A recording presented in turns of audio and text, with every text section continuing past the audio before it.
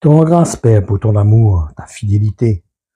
Merci d'avoir envoyé Jésus-Christ, ton Fils unique, afin que en lui, nous puissions avoir la vie.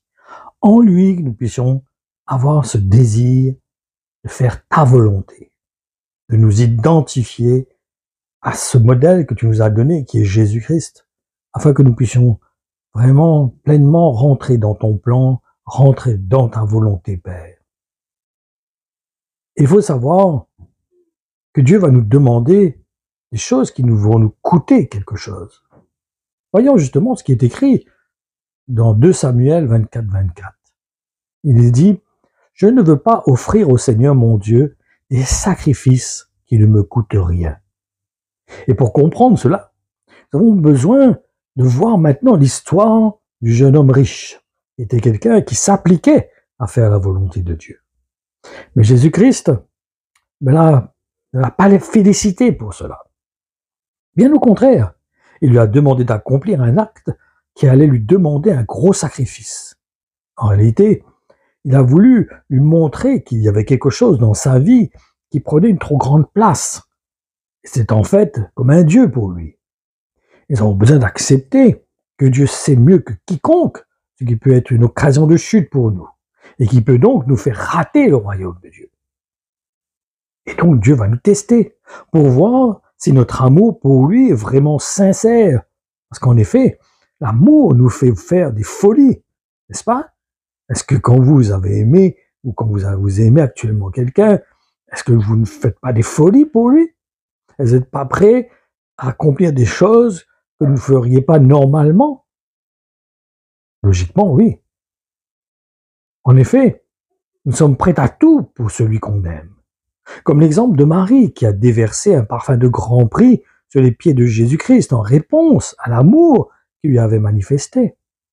Et je vous encourage à lire cette histoire de l'homme riche qui se trouve dans l'évangile de Marc au chapitre 10 et dans les versets 17 à 22 où il est dit « Au moment de partir, un homme accourt, se jette à genoux devant lui et lui demande « Ô maître, toi qui es bon, dis-moi, que puis-je faire pour gagner la vie éternelle ?» « Pourquoi m'appelles-tu bon ?» lui demande Jésus. « Nul n'est bon sauf Dieu. Tu n'es pas sans connaître les commandements. Ne commette pas de meurtre, pas d'adultère, ne vole pas, ne rends pas de faux témoignages, ne fais pas de tort à personne, respecte ton père et ta mère. » « Mais maître, lui répond l'homme, tout cela, je l'ai scrupuleusement observé dès ma prime jeunesse. » Jésus pose sur cet homme un regard plein d'affection et lui dit, « Une chose te manque. Va, vends tout ce que tu possèdes, donne-en le produit aux pauvres. Cela te fera un trésor au ciel. Ensuite, viens faire route avec moi. » À ces mots, l'homme s'assombrit et il s'éloigne le cœur lourd.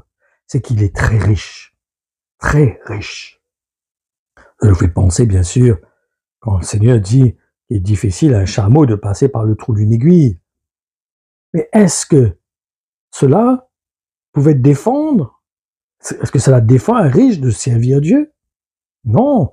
Est-ce que vraiment, ce que Christ lui a demandé, est-ce qu'il était obligé de tout vendre? Non, c'était un test. C'était pour le mettre en face du mur et l'emmener à comprendre que cette chose était la chose qui le retenait à servir Dieu comme il faut. Pourquoi? Parce que depuis tout petit, il avait un cœur qui aimait Dieu, un cœur qui voulait servir Dieu, mais il y avait un petit point dans sa vie qui freinait l'œuvre de Dieu, qui bloquait l'œuvre de Dieu dans sa vie, empêchait de vraiment discerner les choses de l'esprit. Donc, des fois, il peut y avoir quelque chose à laquelle nous nous attachons trop dans notre vie, que nous vraiment, qui tient trop de place dans notre vie et qui nous empêche justement d'avoir l'accès au Saint-Esprit, de pouvoir avoir la liberté de nous conduire, de se révéler au travers de nous. Et donc, quand Dieu nous demande de lâcher quelque chose, ce n'est pas pour l'abandonner, mais c'est pour nous emmener à nous détacher de quelque chose, qui peut être une occasion de chute pour nous, un moyen qui nous empêche de servir Dieu pleinement, comme nous devrions le faire, si nous n'avions pas cette chose qui nous attache à lui, quelque part, qui prend trop de place dans notre vie. Donc comprenons le cœur, par exemple, de Samuel, hein, où nous voyons que c'est un cœur qui avait compris qu'il n'y avait rien qui devait l'attacher, l'empêcher de servir Dieu, d'avoir la sagesse de Dieu. N'oublions pas que Samuel était quelqu'un qui avait demandé justement la sagesse.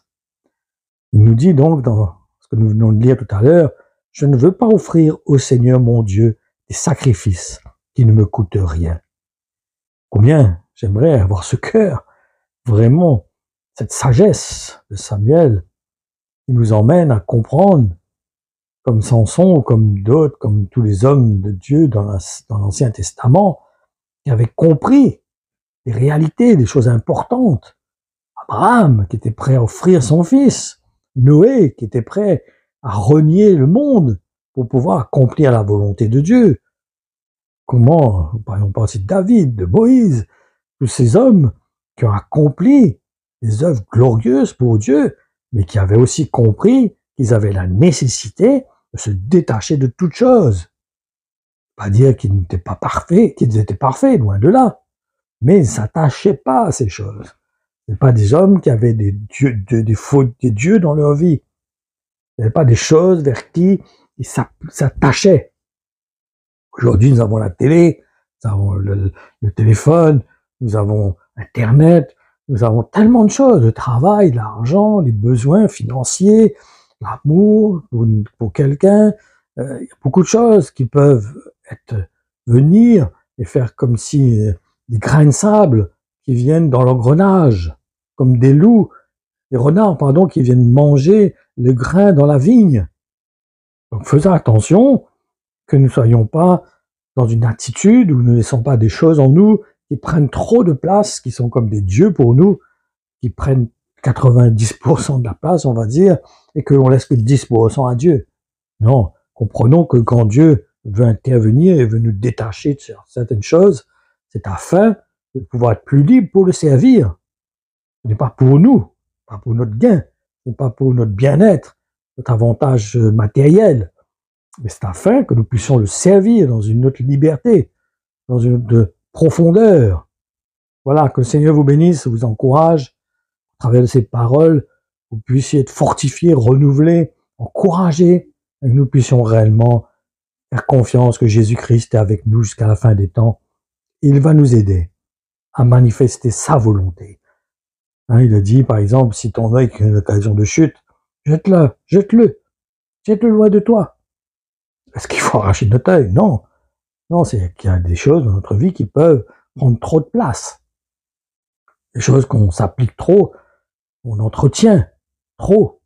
Et ce qui fait que ça prend la place de la présence de Dieu dans notre vie. Donc, les remettons notre vie entre ses mains. Faisons-lui confiance. Oui, Père. Ou bien nous remettons nos vies entre tes mains. Nous faisons confiance au nom de Jésus. Afin que tu nous aides, Père. Produis en nous ce vouloir, ce faire, cette douceur, cette sagesse. De te laisser œuvrer dans nos cœurs. De te laisser nous changer. De te laisser nous transformer. De te laisser, Seigneur, briser tout ce qui a besoin d'être brisé en nous. Toutes les choses à lesquelles nous nous attachons encore, qui prennent trop de place dans notre vie. Car nous voulons te servir. Car nous avons compris que le seul moyen d'hériter du royaume de Dieu est de nous identifier à toi, de manger ta chair, de boire de ton sang, de ne faire qu'un avec toi. Et combien, Seigneur, je m'attends à toi, afin que chacun de nous, par la puissance de ton esprit, tu nous aides, Seigneur, à accomplir ta volonté, à nous attacher à toi et à nous détacher du monde, nous détacher de toutes choses qui prennent trop de place dans notre vie. Au nom de Jésus, je te rends grâce, Père. Amen.